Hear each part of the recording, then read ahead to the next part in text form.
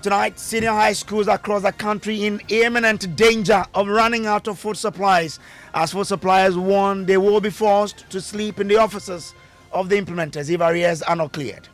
We will definitely resort many options that are available to us. I will be out there on the street, especially so when our creditors succeed in driving out from our home. We have no other place to go but to go and live with the policy implemented in their offices. More as minority in parliament take on the Akufo-Addo government for its inability to settle 6 billion cedis owed various suppliers to the free SHS program.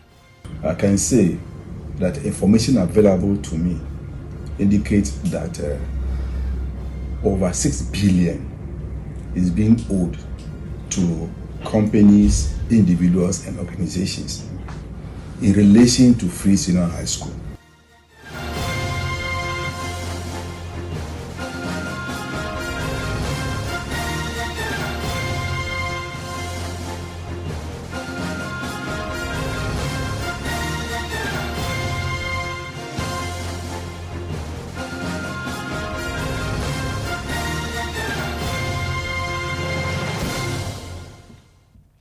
Well, tonight, pressure is mounting on government to settle suppliers providing food items to senior high schools across the country or face their wrath. Now, the suppliers are tonight vowing to undertake extreme measures to get their monies paid. They say they are waiting to see what government does as early as next week, and if their monies are not cleared, they will have resolved to take action. More of that shortly. First, though, the minority in parliament say government must immediately settle about 6 billion cedis it owes several contractors and suppliers in relation to the free SHS program. According to the group, the supplier of the tablet for senior high schools student is currently owed in excess of 300 million cedis. Speaking to journalists in Parliament, minority spokesperson on education, Peter Nochukoto, warned that several of these businesses could collapse if government reneges on its responsibilities towards them. I can say that information available to me indicates that over 6 billion is being owed to companies, individuals, and organizations in relation to free senior high school. For instance, this year they launched the tablets for senior high schools. It's a very good program. This is because it's going to reduce the burden on the printing of textbooks. And our children, how they handle textbooks. I mean, every 3 or 4 years we have to replace them. So the idea is fine and we support it. Even if you look at NDC's manifesto for 2020, it was there. We even added tertiary institutions. So we support the idea. But we should do it at a time where resources are available. You have asked somebody to do this or supply the tablets, but 1.3 million, that is 1,350,000 to cover all students. You are not paying for it. Meanwhile, the man has gone for a loan and it is at a cost of 337 million Ghana cedis. You have not paid the person. You have paid him less than 10% of the cost. If he had gone for a bank, a guarantee or whatever, how would the person pay? So, as a minority, we are concerned that if we do this, we are killing businesses of individuals and companies in the country. So there's a need for us to intervene on their behalf.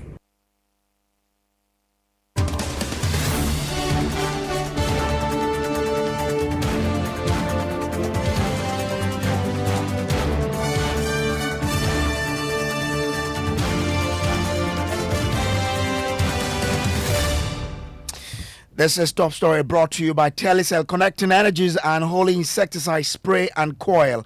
Enjoy a holy sleep. Well, let's do more on this by bringing in the National PR for the Food Suppliers Association, Kweku Amedume. He is joining us on the telephone lines now. So, Kweku Amedume, thank you for joining us here. Now, how many months exactly are you owed, and how much is it in total? Thank you very much, and thank you for giving us this opportunity to air our views on this your big platform. Good evening to your listeners out there. Yes, as we speak now, we've been owed 2024 arrears. If I say we've been owed, there are two institutions owing us, buffer stock and commodity exchange.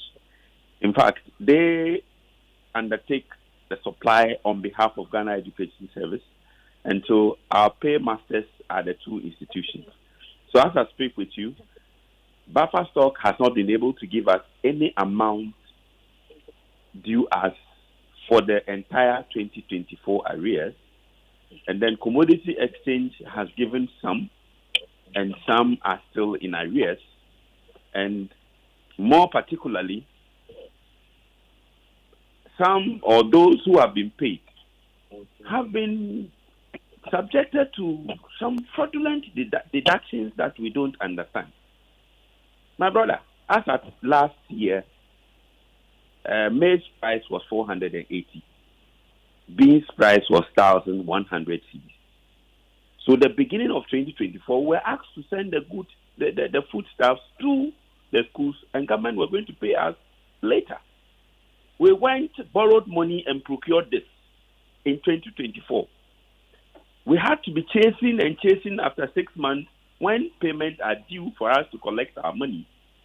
After having deducted us 3% withholding tax, government is deducting, for instance, in my case, over 200,000 Ghana cedis for only reason that there were short waits in the delivery centers. I mean, this doesn't apply to only me. It applies to almost most or 90% of those who have undertaken supply or delivery in the name of commodity exchange. My brother, this is not fair. Let's get it better. You're saying that you were deducted 200,000 cedis on your payment. Yes. For what exactly? Over 200,000. For what exactly? I did a supply of 4,000 bags of maize. Out of that 4,000 bags of maize, I'm entitled to 9,920,000 less 3% tax, withholding tax. And that, I've not been told of any internal audit. I've not been told of any deductions. Only upon payment that I've been told that over 200,000 has been taken to account for short wait. My brother, if you are delivering the items to the centers, you are given a quantity, you are given a number, the weight to deliver. And so at the delivery center, there's a headmaster there, there's an accountant there who is to ensure that you have delivered according to the specifications and the quantity. Okay. Failure of which you are to top up before your way bill is signed. But what so after having gone through all this, then you come round to say that you are deducting 200,000 Ghana cedis from my 4,000. How are you expecting me to progress in business? Okay. This is what is killing the free SHS policy. Okay. If you are frustrating the working capital of the people who are delivering the food to the centers, you will not have total delivery. You will have short of the food items. Okay. If it's time for payment and you are selecting few, is your major issue about your arrears or the quote unexplained or to you deductions that they are making? Please come again. I'm asking that what's your major, issue? Is it about the arrears or about what you deem as unwarranted deductions? The arrears is part of the unwarranted deductions. So I cannot talk about arrears in separate terms and then talk about unwarranted deductions. Okay. After the said unwarranted deductions, I'm still having money with them for them to return to me. So when I talk about arrears, I'm speaking about my arrears that I have done at buffer stock that has not been given to me for the entire 2024. And I'm also talking about the arrears at commodity exchange, which have been paid and had some deductions have gone on fraudulently. So you are saying that these deductions are done at commodities exchange and not at buffer stock? Not at buffer stock.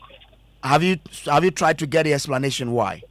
We tried to speak to the officials. We were told that they themselves don't understand why the ministry has directed them to do that deduction, and so they are in talk with the ministry. They might end up writing to us, complying with the ministry instructions to deduct, or they might in the long run convince them to give us our money. Does that make sense to you, my brother?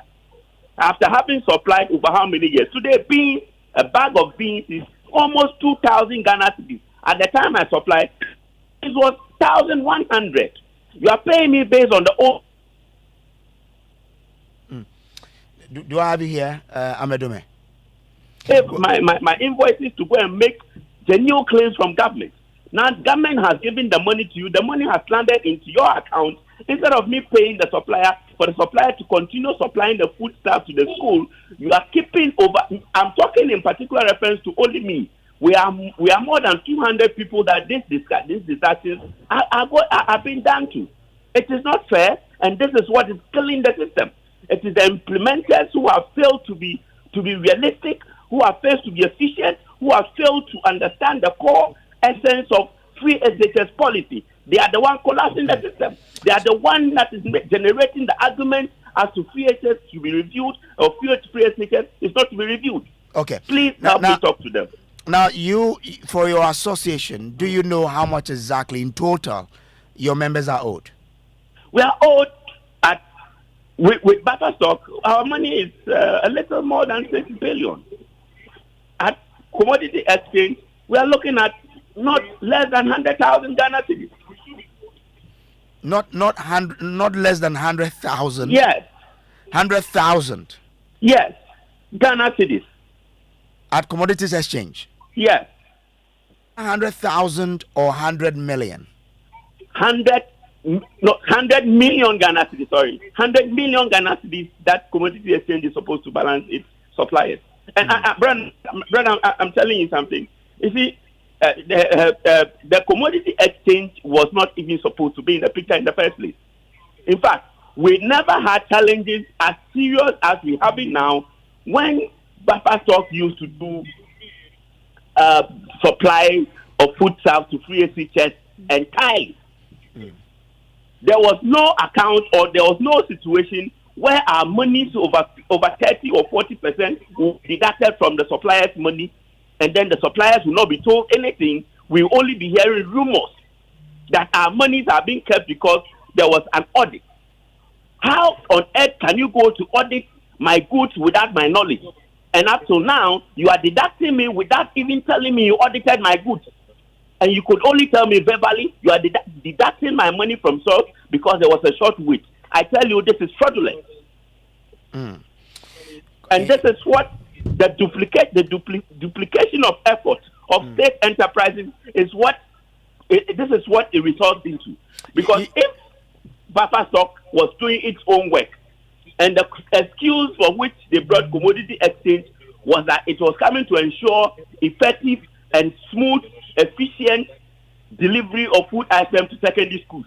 But this one, as it has come to cripple the businesses of suppliers. It has come to suppress and frustrate the implementation of free SHS at the altar of greed, at the altar of selfishness, at the altar of self-interest. Well, we must stop this. Stay with me. Let me bring in Peter Nochukoto. He is ranking on Parliamentary Education Committee. I'm grateful to you, Peter, Mr. Nochukoto, for joining. You're on Parliament's Committee on Education. How much exactly do you know about government's debt to food supplies? Thank you very much, and good evening to your listeners. Let me say that for some time now, we have been monitoring the supply of food items to senior high schools as well as payment. We are of the view as a committee that not less than 200 million Ghana cedis is being owed the food suppliers of various categories. So then we also look at other suppliers. That is why if you look at the I'll come there. But when you talk about not less than 200 million cedis, they are also telling us that there are two companies they're working with: the buffer stock and the commodities exchange. So, do you know exactly how much these two companies are owing their food suppliers? Yeah, it is about 200 million Ghana cedis that they owe them. All right. So what is your committee doing to ensure that these suppliers are paid and we prevent what happened some time ago when food items, was just in short supply in the senior high schools? Yeah, you see, our concern at this time has to do with the crippling of businesses, of individuals and companies that have volunteered to support the free senior high school program or policy by engaging in the supply of food items. Now, cost of food items have gone very high now. And if they supply the food stuff about 6 months or almost a year ago at a certain price, and you are not even ready to pay them, that means they cannot go back to the market again. You are killing their businesses. And that is our concern in the meantime, that pay them so that they can stay in business. We know the losses they are incurring. Why do we continue to do that to them? They are Ghanaians. They are in the private sector helping government to carry out its businesses. Why do you cripple them? That is our concern, that pay them so that they can stay in business and they can also have their livelihood. That is our major concern. Education Service, or the two companies, the Buffer Stock and the Commodities Exchange, on why they still owe suppliers? Because if care is not taken, this will impact the free senior high school. Largely because if the suppliers decide not to supply food items again, I think the situation will be very bad, and that will not augur well for the implementation of the policy. We all want it to succeed.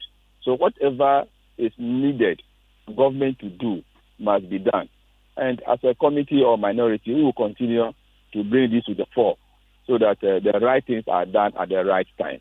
Question is, have you invited them to understand why this is happening and to intervene by directing them to settle these debts? You see, we have approved budget for the various agencies, and the Ministry of Education is one of them.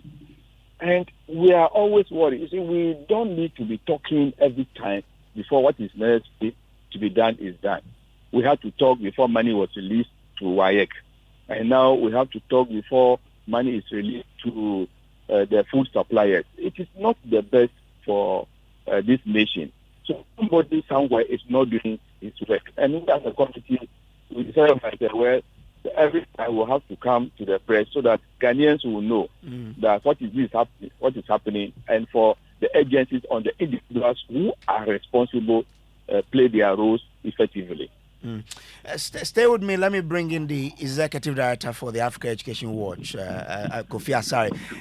Ms. Asare, I'm grateful to you for joining. You have been in the sector for quite some time, and you do know a lot of the things that are happening there. How much do you know on this development, and how does this impact the implementation of this policy? Well, we are discussing a traditional problem. It's not new, except that we are discussing various dimensions of its symptoms. But the reality is that it's been with us even before the free senior high school, and it's actually deepened as a result of the free senior high school. You know, this is a general problem of liquidity in the public sector. And once education is taking about 20% of the public expenditure, of course, education will show the brunt. The releases are slow, you understand. The last time I checked, now free senior high school is run from a budget called Goods and Services Budget Line of the Ministry of Education.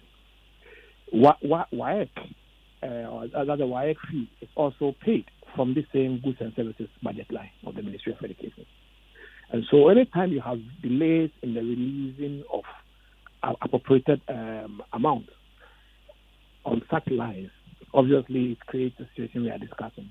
So that's the source of the problem. The last time I checked, out of about 2.7, for free senior high school especially, out of about 2.7 billion allocated, by June, only 26% have been released. That's about 730 million have been released. Meanwhile, by June, we had completed the end of the second quarter. I mean, we were ending the second quarter.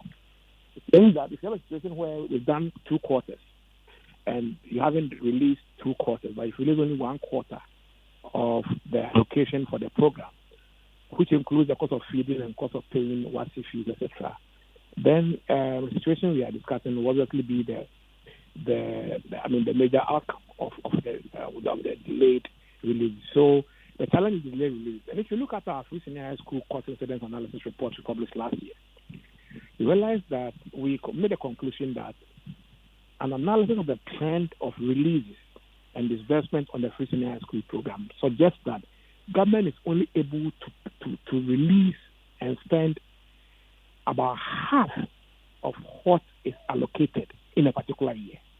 And so by the end of December, you are likely to see only half of what food suppliers deserve being paid to them.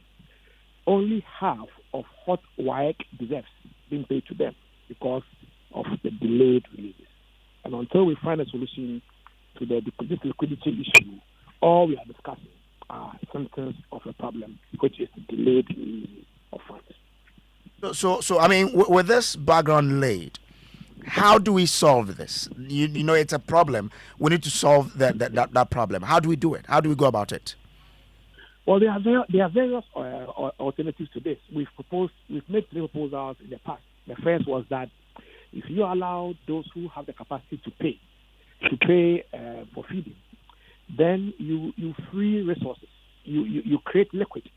Okay, so if the average to high income earners are allowed to pay the 1,400 cedis a year spent in feeding their children in senior high schools, then it means that the schools will have liquid, they will have cash, so that as government subventions delay or releases delay, there's cash, to take care of all this. That's the first proposal we made in that report. And the second proposal is that Buffer Stock and Ghana Commodity Exchange are only holding companies, you understand, without releasing their unable to function. If you want to empower them so that they can take overdrafts and then finance some of these payments ahead so that supplies are not disrupted, so that you don't unduly, destroy, for want of a better word, the businesses of suppliers. So if you cripple them, no one will supply you food again. Then that should be another option. But we are not too sure about the asset base of Ghana Commodity Exchange or the asset base of Buffer Stock, for which reason it may restrict the ability to raise funds from the financial sector and then, pre-finance, or if you like, get an overdraft to pay some of this pressing. But again, the option I'm talking about comes with cost, because if it's an overdraft, it's more or less a loan. It's going to come with interest. And you will be increasing an already high budget that government struggles to contain. So, there are no soft options. We are literally, when it comes to releases and financing, we are always between a rock and a hard place. I think that all we can do at the moment is that we need to engage more at the Ministry of Finance to prioritize the release of funds for not only free senior high school but other pre-tertiary education interventions, including GET Fund, so that the $360 million that was released under the IMF program last week or so can support such items. I see a respite in the IMF release that we received last week. That, I don't see any short-term solution to this. In the long term, as I've mentioned, we know what to do. Okay. Those who are in the position to pay are allowed to pay. We will have liquid. Then it will take care of some of these, challenges until GOG or ABFA is able to release funding. Once there has been issue about, if you ask people who can to pay, it will be about discrimination, and you are not, given that out on a universal basis. How does government go about it to ensure that, well, yes, those who can should pay, and people cannot, and then the issue about you're not allowing everybody to access it, won't become an issue on this implementation? We have data on the poorest households in this country. Every month, government disburses money to leave beneficiaries. We don't get some. I don't receive one. You don't receive one because you are not in that database. There is data on poor households in this country. If you go to the Ghana Housing Registry, they have the capacity to deploy such data work in collaboration with healthcare service and identify those who cannot feed themselves in senior high school. We have too many data sets that when we blend, we will be able to determine those whom the state must feed freely, and if you like, give more support to in secondary school. The same way, if we go to for example, you go to the lands registry, you go to DVLA, and you find any parent's name in their records, it tells you that they own a car, they own property, and so it is not the case that they can't afford 1,400 cedis a whole year, and so the data is available. It is up to us as a country to decide that digitalization will not only be a procurement activity, but it will be a means to ensuring spending efficiency of the scarce taxes, so that it will impact positively spending efficiency and value for money and how we deploy social intervention. But so far as we are concerned, it's about having a commitment to do so. Once we do so, we will be able to free some resources and then take care of these things. But I'm telling you that what we are having a discussion about is a symptom of a problem. Until the problem is solved from the root, we will have this discussion every year. And we've been doing this for 6 years. It's not going to end until we find a solution to the erratic release of GOG especially, and to some extent, ABFA, which should have been the most reliable source of funding to from the Ministry of Finance to education, and high school, and interventions. Kofi Asare, I'm grateful to you for joining here. Now, you're warning of a series of actions you will implement to retrieve your monies. What exactly will you be doing? Please say that again. You're warning of a series of actions you will implement to retrieve your monies. And I'm asking what exactly you intend doing, for suppliers. We will do anything legitimate. We will do anything legal to claim our money.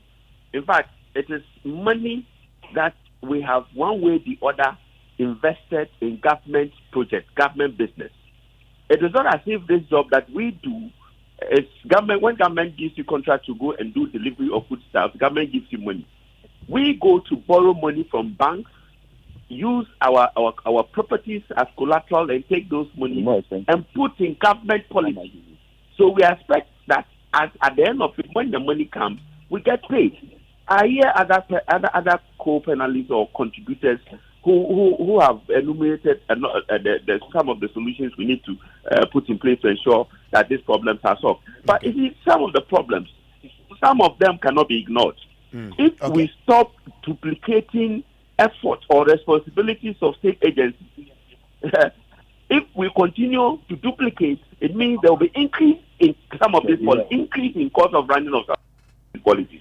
Because if you look at the 50% of supply that was taken from buffer stock and given to commodity exchange, it has created another increase in cost in running the policy.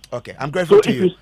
If you stop all that, and when money comes, government gives the money out to the suppliers on time. If the money is paid to education ministry, the ministry should release the money to the suppliers.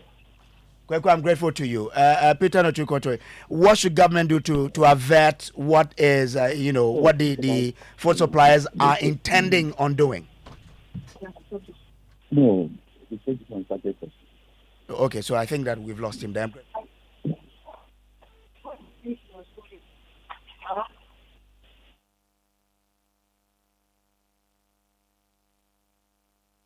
To avert what the food suppliers are planning on doing. Okay, all right. So this has been Top Story here on Joy 99.7 FM and several of our affiliates. My name is Samuel Kojo Brace. Top Story is always brought to you by Telecel, connecting energies and holy insecticide spray and coil. Enjoy a holy sleep. There is more on Newsnight.